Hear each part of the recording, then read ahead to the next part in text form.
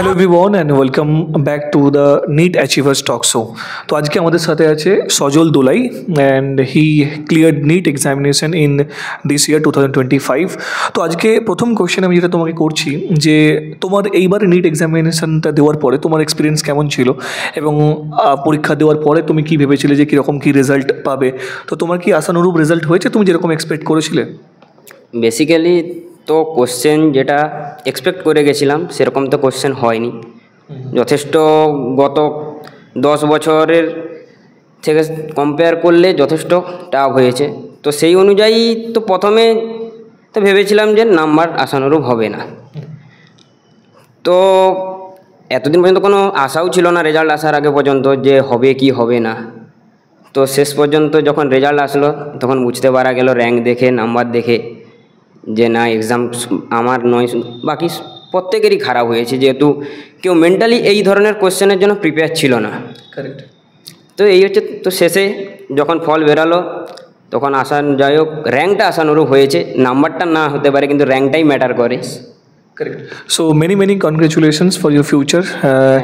And আমি যেটা শুনলাম যে তুমি 2022 সালে এইচএস দিয়েছিলে, রাইট? তো তোমার এটা থার্ড ড্রপ ছিল। তো অনেক সময় যেটা আমরা দেখে থাকি, স্টুডেন্টরা একটা ড্রপ নেওয়ার পরে বা সেকেন্ড ড্রপ নেওয়ার পরে ওরা অনেকটা ডিমোটিভেট হয়ে পড়ে, মানে তারা আর ড্রপ নিতে চায় না। তো how you kept yourself motivated, 3টে বছর একটা সেম এক্সামের জন্য যাওয়া রিপিটেডলি, আবার প্রত্যেকটা বছর যখন শুরু করছি জিরো থেকে শুরু করা। তো তুমি কীভাবে নিজেকে মোটিভেটেড রেখেছিলে এই প্রসেসটার জন্য পুরোপুরি? প্রথমে তো নিজের লক্ষ্যটাকে ঠিক রাখতে হবে যে না আমি ডাক্তার হবই, এটা প্রথম থেকেই সেট করে রাখতে হবে।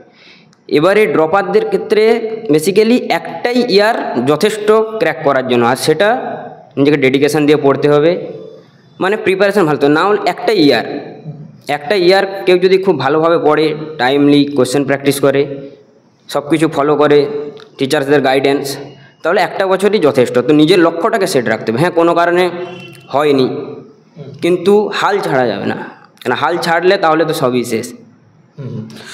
তো তুমি তো আমাদের বাইন্ড একাডেমিতে এবারই এসেছিলে, তো এর আগে যখন ড্রপ নিয়েছিলে তুমি কি সেলফ স্টাডি করেছিলে না কোনো কোচিং ইনস্টিটিউটে সাহায্য নিয়েছিলে, না কীভাবে নিজের প্রিপারেশনটা করেছিলে গত বছরগুলোতে?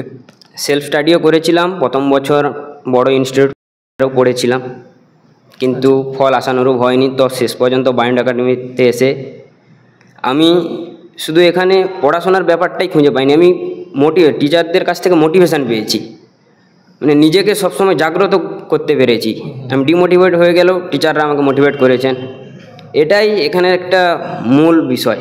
আচ্ছা, তুমি এই যে একটা কথা বললে মোটিভেশনটা নিয়ে, আমি এটা নিয়ে একটা তোমাকে ক্রস কোশ্চেন করছি যে একটা স্টুডেন্টের এই এন্ট্রান্স এক্সামিনেশন যারা দিতে চলেছে বা দিচ্ছে, তাদের এই অ্যাকাডেমিক নলেজ বা ফিজিক্স, কেমিস্ট্রি, বায়োলজি পড়াটা ছাড়াও মোটিভেশন কতটা রোল প্লে করে একটা স্টুডেন্টের সাকসেসের পেছনে, যাতে করে স্টুডেন্টটা throughout the whole journey এই মোটিভেশনটা কতটা রোল প্লে করেছে বলে তোমার মনে হচ্ছে তোমার সাকসেসের পেছনে? অবশ্যই মোটিভেশান অবশ্যই গুরুত্বপূর্ণ রোল প্লে করে, কারণ সবসময় নিজের ইচ্ছাটাকে আরও জাগিয়ে তোলে যে না আমাকে এটা করতেই হবে, এই বছরই আমাকে করতে হবে। এই যে নিজের ইচ্ছা শক্তিটাকে আরও জাগিয়ে তোলে, এটাই যে কোনো ফিল্ডে হোক, যে কোনো জায়গায় হোক, সাকসেসের মূল নিজের ইচ্ছা শক্তিটাকে সবসময় জাগ্রত করে রাখা। খুব ভালো কথা বললে তুমি, এটা যে ইচ্ছা, উইল পাওয়ার, রাইট?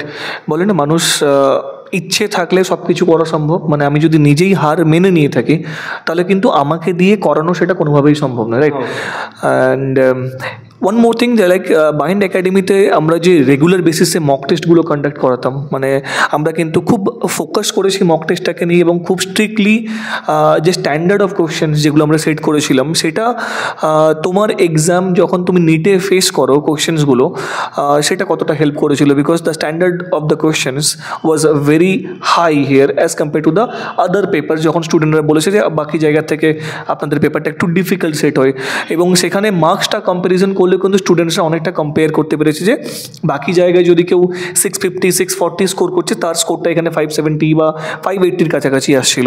তো তোমার কি মনে হয়েছে এই যে আমরা যে পেপারটা সেট করেছিলাম ডিউরিং দ্য পার্ট টেস্ট বা full test, how this help you in the actual NEET examination? সবসময় কোশ্চেন প্র্যাকটিস তো গুরুত্বপূর্ণ ভূমিকা পালন করে, আর সবথেকে বড় কথা এখানে একটা চ্যাপ্টারের করানোর পরেই 5-6টা করে ওই চ্যাপ্টারের পেছনে টেক্সট, মানে এটা বিশাল ব্যাপার। মানে একটা অন্যান্য জায়গায় একটা চ্যাপ্টার একটা টেস্ট, কিন্তু এখানে একটা চ্যাপ্টারে 5-6টা টেস্ট হয় বিশাল। আর এখানে টাফ কোশ্চেন, এখানে শুধু টাফ ছিল মানে এখানে মিশিয়ে ছিল, মিডিয়াম, ইজি, ডিফিকাল্ট। আর ডিফিকাল্ট কোশ্চেন প্র্যাকটিস করা অবশ্যই ভালো, নিজের নলেজ পাওয়ার বাড়ে। তো তা অনেক কথা বললাম তোমার সাথে, অনেক কিছু জানতে পারলাম, আমাদের ভিউয়ার্সরাও অনেক কিছু তোমার থেকে জানতে পারলেন। তো এইবার তোমাকে যে লাস্ট একটা যেটা কথা জিজ্ঞেস করছি, যে যারা ধরো সামনে বছরে নিট এক্সামটা দেবে, মানে তোমার যে জুনিয়ররা আছে বা মেবি তোমার ইয়ারমেটরা যাদের এবার নিট ক্লিয়ার হয়নি, তো what will be your final suggestion for them, মানে তারা কীভাবে প্রিপারেশনটা করবে? যারা 11-12-এ পড়ে তাদের একটাই কথা বলবো, যে 11-12টাকে ভালো করে ইউটিলাইজ করা, যাতে ড্রপারের প্রশ্নটা না আসে। হ্যাঁ, অপশান আছে, যেহেতু অনেক আনলিমিটেড অ্যাটেম্প্ট আছে, সে অপশান ঠিক আছে, কিন্তু প্রথমে 11-12 ভালো করে ইউটিলাইজ করা, কারণ ওটাই পড়ার মূল। কারণ ড্রপার হয়ে গেলে অনেক ডিস্ট্রাকশান, ফ্যামিলি প্রেশার, অনেক কিছু চলে আসে, কারণ ফ্যামিলি থেকেও বাধ্য করে অন্য লাইনে চলে যেতে, তখন নিজের মানে গোলটা কমপ্লিট হয় না।